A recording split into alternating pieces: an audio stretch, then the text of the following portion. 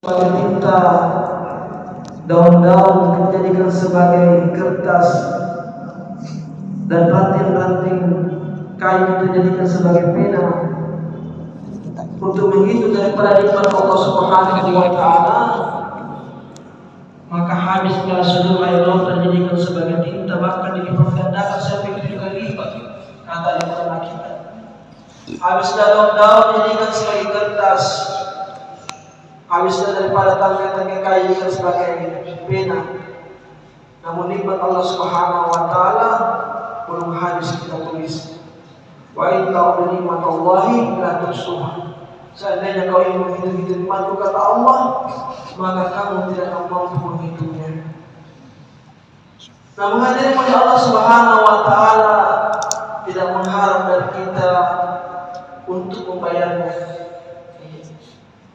melainkan Allah Subhanahu wa Ta'ala menghendaki dari kita ini bagaimana seluruh nikmat-nikmat yang Allah Subhanahu wa Ta'ala berikan kepada kita pandai mensyukurinya. Bagaimana tandanya hadirin kita mensyukuri nikmat Allah Subhanahu wa Ta'ala? Semakin hari kita semakin takut kepada Allah, semakin hari hadirin mulia kita semakin dekat dengan Allah Subhanahu wa Ta'ala. Inilah tandanya hadirin mulia orang yang mensyukuri nikmat Allah Subhanahu wa Ta'ala.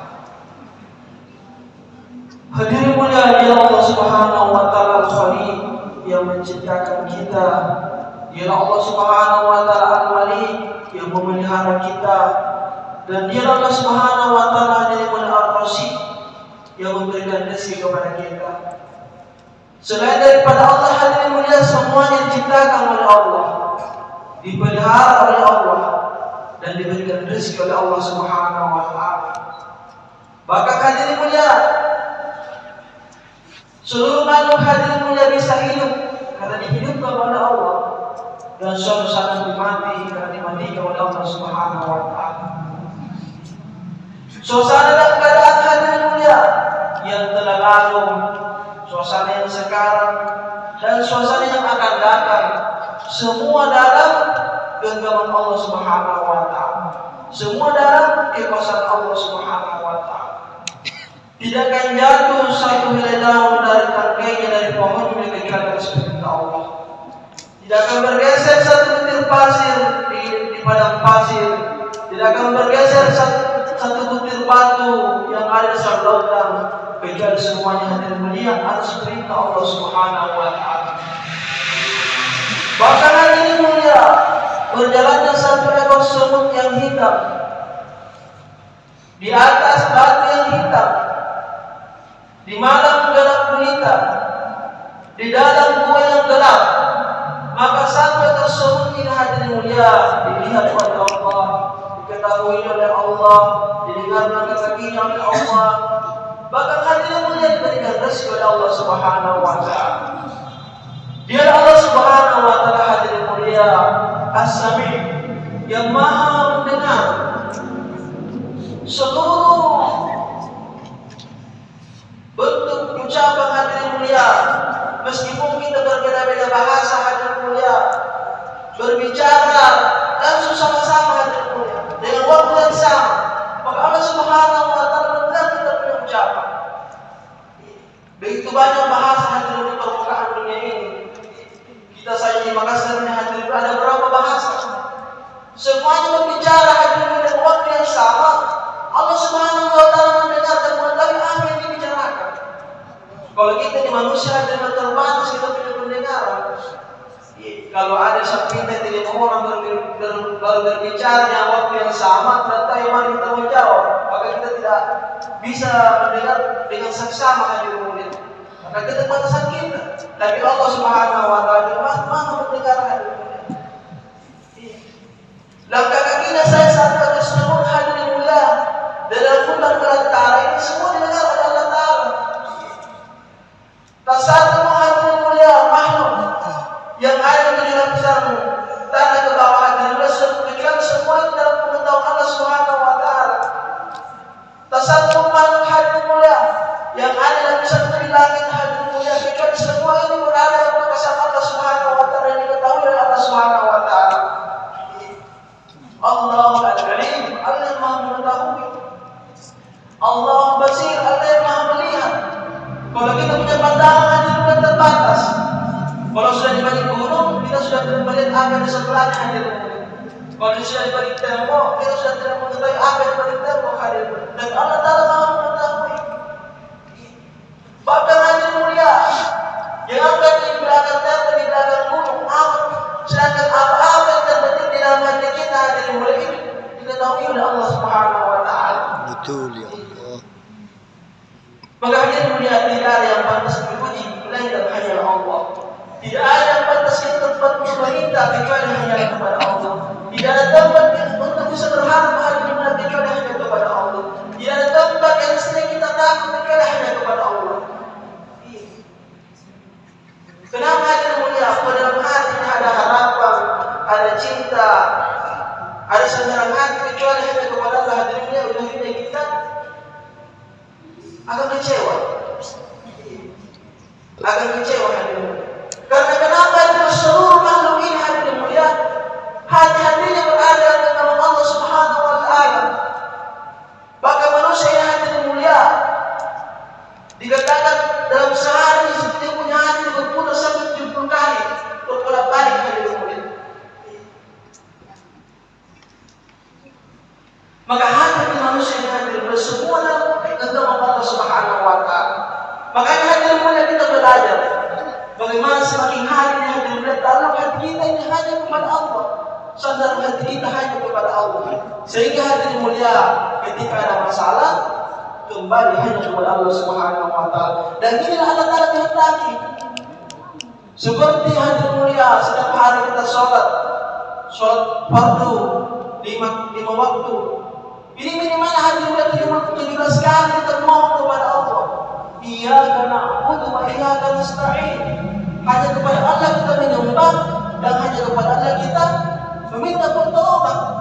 Karena memang hadir mulia tidak ada batas kita semua hanya Allah.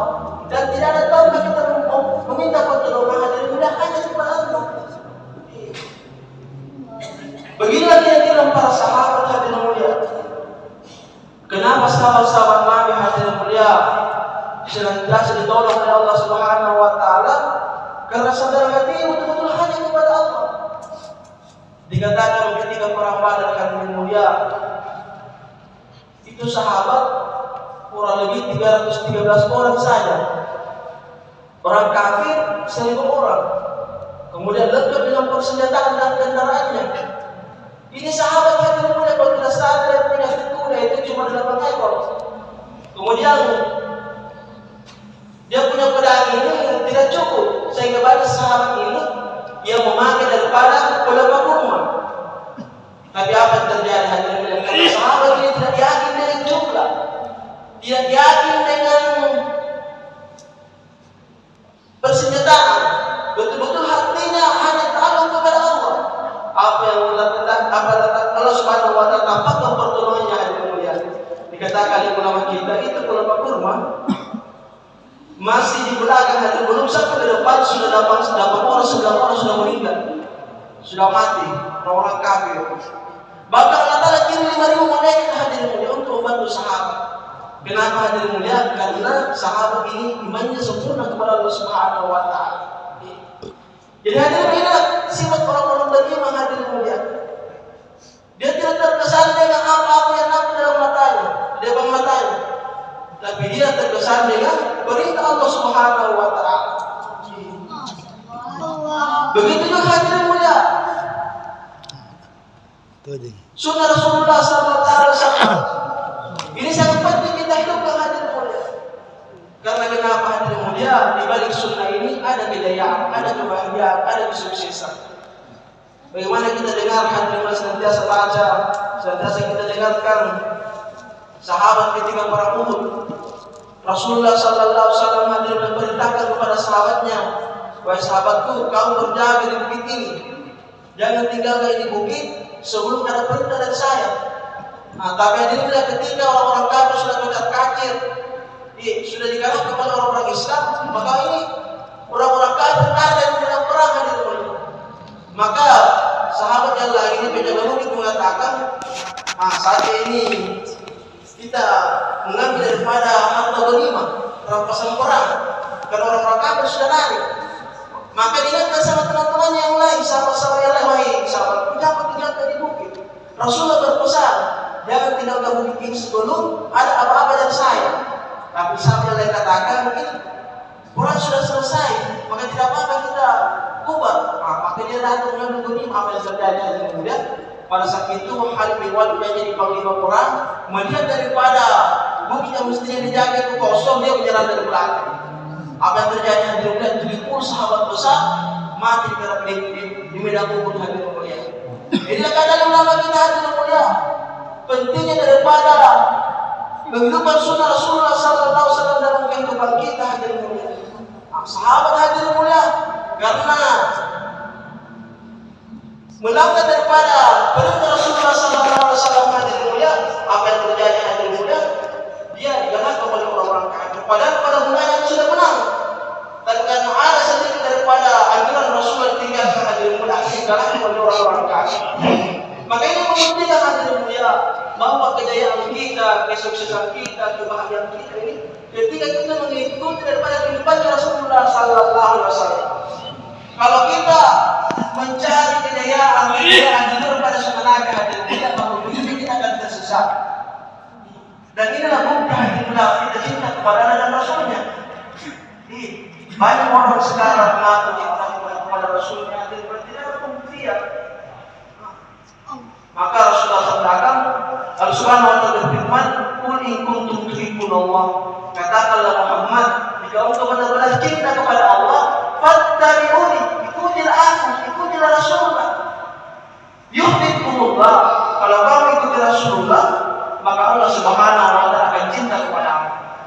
Dan syaratnya, hadirin, kalau kita mau dicintai oleh Allah Subhanahu wa taala, maka kita mengikuti daripada kehidupannya Rasulullah SAW. Ini lagi dan lagi, hadirin, kita ceritakan, kita bicarakan. Kenapa, hadirin, sekarang kita ini orang Islam ini terkadang salah arah atau salah jalan atau salah idola, mengidolakan orang-orang yang tidak pernah mendoakan kita, tidak pernah menangisi kita, meniru daripada pakainya orang-orang Barat, meniru daripada gaya hidupnya orang Barat, meniru daripada cara makannya orang Barat, akan berdiri, makan dengan tangan kiri. Padahal mereka mengaku cinta kepada Nabi, tapi kehidupan sunnah Nabi tidak ada dalam kehidupannya, hadirin mulia. Maka hadirin mulia, dengan usaha ini, hadirin mulia, ini kembalikan kembali. Kita ingin kembalikan bagaimana umat ini kembali berbondong-bondong dengan kehidupan sunnah Rasulullah SAW kehidupannya. Karena hanya dengan kehidupan sunnah Nabi, hadirin mulia, Allah telah janjikan kepadanya kejayaan. Di dunia anda akan muliakan, di akhirat kalau dia akan sukses. Man ahya sunnati faqad ahabbani wa man ahabbani kana mahya fil jannah. Barang siapa menghidupkan sunnah Rasulullah, dia orang yang cinta kepada aku. Barang siapa yang cinta kepada aku, maka dia akan bersamaku di dalam surga. Jadi ini, hadirin mulia, kalau kita menghidupkan sunnah Nabi, bukan kita yang mengaku. Dan Rasulullah SAW yang aku iman kita, yang aku cinta kita. Maka kita mau belajar, saudara yang mulia, bagaimana diri kita, keluarga kita, dan tetangga-tetangga kita, maka umat ini, hadirin mulia, bagaimana kita kembalikan daripada kehidupan sunnah Nabi dalam kehidupan kita semua. Masuk rumahnya dengan sunnah Nabi, dikatakan barang siapa yang masuk rumah dengan membaca qul huwallahu 3 kali, salawat 3 kali, kemudian memberi salam, hadirin mulia, ketika banyak utangnya akan selesai utang-utangnya. Ketika dia kurang bagus hubungannya dengan keluarganya, akan perbaiki hubungan dengan keluarganya. Ini sunnah, hadirin mulia. Dikatakan pada siapa yang naik kendaraan kemudian membaca bismillah 6 kali, Bismillahirrahmanirrahim, membaca qul ya ayyuhal kafirun sampai selesai. Bismillahirrahmanirrahim, kita aja Rasulullah wafat sampai selesai. Bismillahirrahmanirrahim, qul huwallahu ahad sampai selesai. Bismillahirrahmanirrahim, qul a'udzu birabbil falaq sampai selesai. Bismillahirrahmanirrahim, qul a'udzu bin nas sampai selesai. Kemudian menutup dengan Bismillahirrahmanirrahim. Maka Allah Subhanahu wa taala akan jaga dia. Nah, karena kasar kan, runtuh langit tak akan bersaing. Mana pelanggar potong karena balanya menderul hadirin mulia, mungkin kecelakaan ini, mungkin sudah tertepu. Ini kalau baca di doa Allah, maka mungkin tak mau rezeki atau lecet sedikit. Kalau dia tinggal Allah Taala, hadirin mulia, dikatakan hadirin mulia, Barang siapa yang ketika makan, setelah makan hadirin mulia, dia membaca alhamdulillahilladzi at'amana wa saqana wa ja'alna minal muslimin, maka semakin tua maka semakin dimudahkan rezeki oleh Allah Subhanahu wa taala. Ini sunnah hadirin mulia. Maka kita belajar hadirin tersebut seluruh aspek kehidupan kita, mulai gaya hidup kita, cara hidup kita, bahkan hidup kita hadirin mulia itu daripada sunnah Rasulullah sallallahu alaihi wasallam. Sehingga apa yang terjadi hadirin mulia, meskipun kita tidur dapat pahala. Ini tidur Pak, kalau anjurannya setiap 8 jam setiap hari. Jadi kalau 24 jam waktu setiap hari berarti seperti hidup waktu dalam sehari ini harus untuk tidur. Jadi kalau umur 60 tahun, kurang lebih 20 tahun harus untuk tidur. Ini tidur kalau tidak mencontoh kehidupannya Nabi, maka tidur kita akan sia-sia, tidak ada pahala. Dan ketika tidur dengan cara Nabi, meskipun kita tidur kita akan mendapatkan pahala. Mati dalam keadaan sunnah Nabi, maka mati syahid. Baca Yasin sebelum tidur, dikatakan kepada saya baca Yasin sebelum tidur, maka seperti menghatamkan Al-Quran 10 kali. Pada saat baca Yasin sebelum tidur ketika mati malam itu, maka dia mati syahid. Nabi itu hadirin kata di belakang kita dalam hadis jelaskan, tidak pernah tidur sebelum dia membaca surat Yasin, surat Tabarakalladzi dan Al-Kamil Sajadah. Nah, ini contoh hadirin mulia. Jadi kalau kita mengaku cinta kepada Nabi, kita ikuti kehidupannya Nabi. Ini hadirin mulia, sunnah yang terbesar untuk hadirin mulia adalah sunnah dakwah. Sunnah dakwah hadirin mulia. Inilah hadirin mulia warisannya Rasulullah sallallahu alaihi wasallam. Kemarin itu jemaah Pakistan yang bergerak kurang lebih 1 tahun di provinsi kita, start dari Makassar sampai ke Bulukumba, senantiasa dia ulang-ulang. Barang siapa yang mengambil usaha dakwah ini dengan sungguh-sungguh, maka di akhirat kelak Allah Subhanahu wa taala akan memberikan air minum langsung dari telaga Kausar, langsung dari tangan Rasulullah sallallahu alaihi wasallam.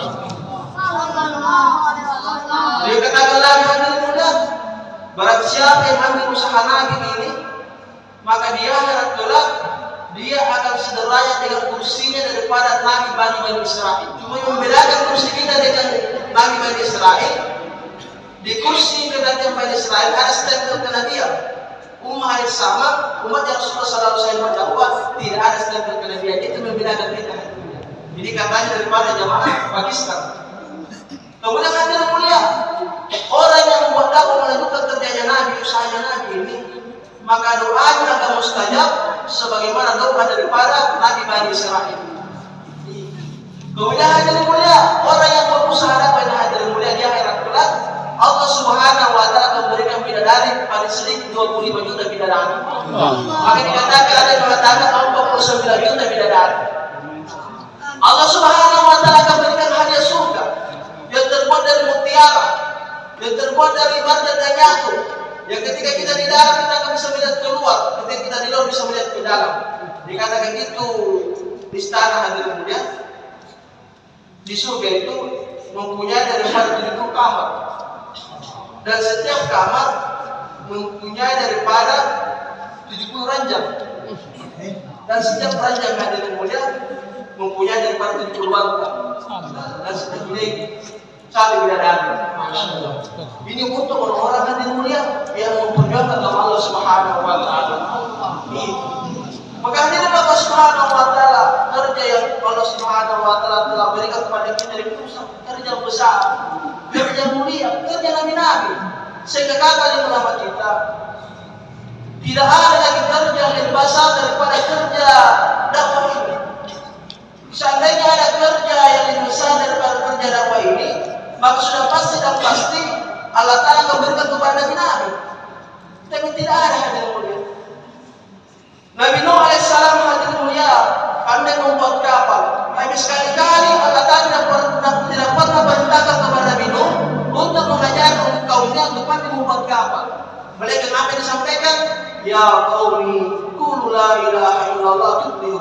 Wahai kaumku, ucapkanlah la ilaha illallah maka kamu akan berjaya. Nabi Daud alaihissalam hadirin mulia pandai membuat baju besi, persenjataan. Dengan tangannya hadirin mulia bisa membuat daripada persenjataan yang bagus. Tapi Allah Subhanahu wa taala sama sekali tidak pernah perintahkan kepada Nabi Daud alaihissalam untuk mengajari kaumnya untuk pandai membuat daripada baju besi. Melainkan apa perintah Allah? Wahai Daud, ajak kamu qul la ilaha illallah tuflihun. Seru dia kepada Allah, mentauhidkan Allah, mengisahkan Allah, maka dia akan berjaya. Sampai Rasulullah sallallahu alaihi wasallam hadir dan kerjanya sama. Ya ayuhan nas, qul la ilaha illallah tuflihun. Wahai sekalian manusia, ucapkanlah la ilaha illallah, maka kamu akan sukses, kamu akan berjaya, kamu akan bahagia dunia dan akhirat. Hadirin mulia, nabi berganti nabi, tapi kerjanya tidak pernah berganti. Semua kerjanya sama. Apa kerjanya? Mengajak manusia untuk taat kepada Allah Subhanahu wa taala. Ketika Rasulullah sallallahu alaihi wasallam wafat, hadirin mulia, maka pintu kerja ditutup. La nabiyya ba'da. Maka ini kerja hadirin mulia, Allah Subhanahu wa taala berikan tanggung jawab kepada umatnya. Rasulullah sallallahu alaihi wasallam. Tanggung jawab agama ini hadirin mulia Allah berikan kepada umat Rasulullah sallallahu alaihi wasallam.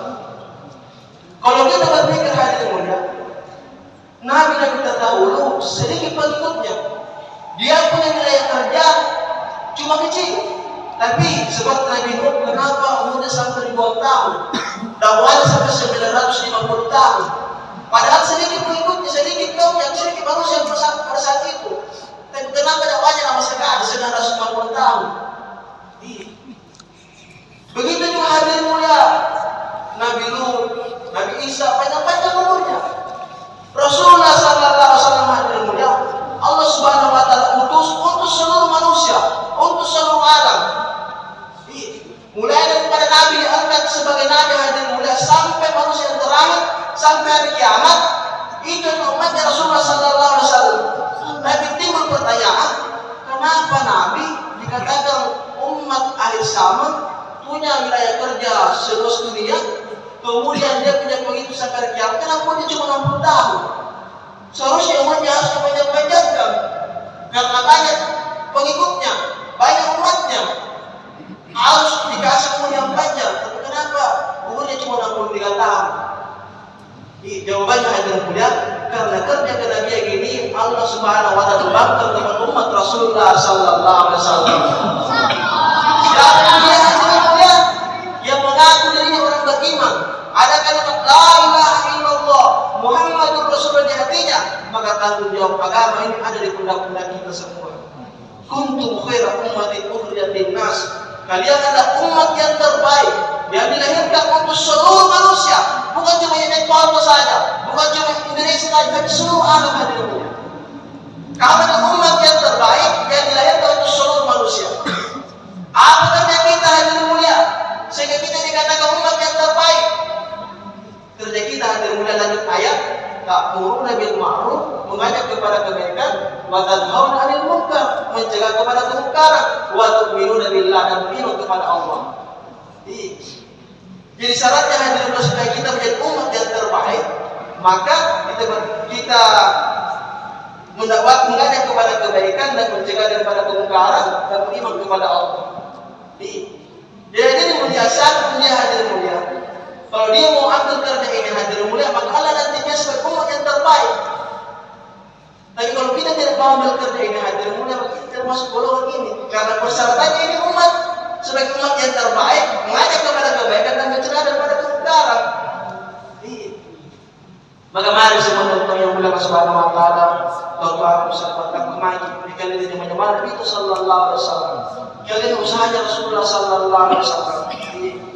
Nah, kalau lama tadi ya, kalau kita mau belajar ilmu, Pak, banyak caranya.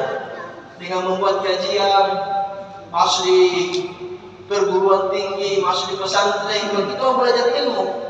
Tapi kalau kita mau belajar usahanya Nabi, cuma satu saja jalannya, ikut dakwah, bi amwalikum wa anfusikum, harta dan diri. Keluar jalan Allah dan harta dan diri.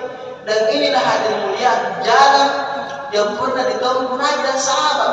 Coba kita kembali kaji Al-Quran dan hadis. Kita belajar daripada kisah-kisah sahabat. Semua sahabat hadirin mulia berdakwah. Dan ini dakwah mudah sekali. lebih mudah daripada orang naik sepeda. Iya. Kalau orang naik sepeda harus sudah kaki. Tapi ada dakwah yang dimasukkan bisa. Kalau orang bisa dakwah. Kalau tidak ada tidak bisa kalau kita membuat dakwah. Maka itu Rasulullah bagaimana kita semua untuk ambil bagian dalam usaha ini. Bagaimana kita tidak pengorbanan kita untuk usaha dakwah ini hadirin mulia. Sebab kita berkorban untuk agama, maka semakin Allah bangga kita dalam agama. Kalau kita sedikit korban, sedikit paham juga. Kalau kita tidak korban, kita akan salah paham hadirin mulia.